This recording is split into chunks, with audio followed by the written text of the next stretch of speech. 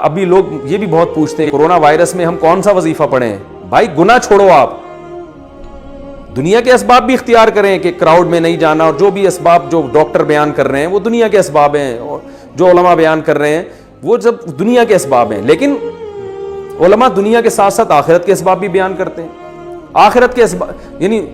Corona virus کے جو دینی اسباب ہیں وہ کیا ہیں؟ رسول اللہ صلی اللہ علیہ وسلم نے فرمایا جب کسی قوم میں بے حیائی آتی ہے تو ایسی ایسی وبائیں آئیں گی کہ تمہارے باپ دادا نے کبھی سنی بھی نہیں ہوگی۔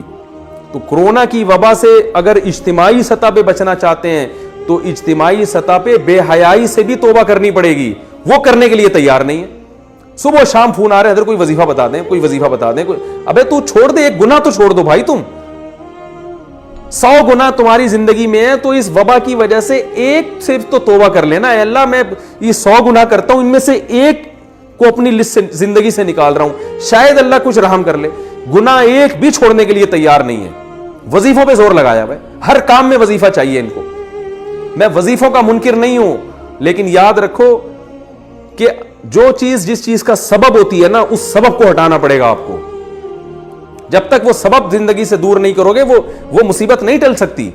اور اگر ٹل بھی جائے گی تو اس سے بڑی مصیبت کا پیش خیمہ ہوگی، کیونکہ فرعون پر جب مصیبتیں آئیں تو مصیبتیں ٹلی ہیں، فرعونی اس خوش فہمی میں مبتلا ہو گئے کہ ہم نے تو توبہ بھی نہیں کی، موسیٰ علیہ السلام پر ایمان بھی نہیں لے کر آئے، اور پھر بھی اللہ نے مینڈکوں کا عذاب بھی ہم سے دور کر دیا، جوؤں کا عذاب بھی دور کر دیا۔ وہ اس خوش فہمی میں تھے کہ اب ہمیں توبہ کی ضرورت نہیں ہے، مصیبت تو ویسے ہی ٹل گئی۔ ان بیچاروں کو یہ نہیں پتا تھا کہ بھائی یہ جو مصیبت ٹلی ہے نا، یہ بڑی مصیبت میں ڈالنے کے لیے، اب تجھے سمندر میں پانی میں غرق کیا جائے گا، اس کے بعد یہ چھوٹے موٹے عذابوں کی تجھے ضرورت ہی نہیں رہے گی۔ تو یاد رکھو وبا تو آتی ہیں چلی جاتی ہیں، وبائیں ہمیشہ سے آتی رہی ہیں، اللہ کرے یہ بھی چلی جائے، جلدی چلی جائے۔ ہم کمزور ہیں، ہم اللہ کی سزا کا جو ہے وہ برداشت نہیں کر سکتے، ہم کمزور ہیں، لیکن یاد رکھو اگر ہمیں توبہ کی توفیق نہیں ملی تو وبا سے ہلاک ہوں یا نہ ہوں، اس سے بڑی مصیبت میں اللہ ہمیں مبتلا کر دے گا۔ اور اگر ہمیں توبہ کی توفیق مل گئی، پھر بے شک اس وبا میں ہم ہلاک ہو بھی جاتے ہیں، شہادت کا بھی اجر ملے گا، اور اصل کامیابی تو آخرت کی کامیابی ہے۔ تو پھر مرنا ہمارے لیے بچنے سے زیادہ قیمتی ہے۔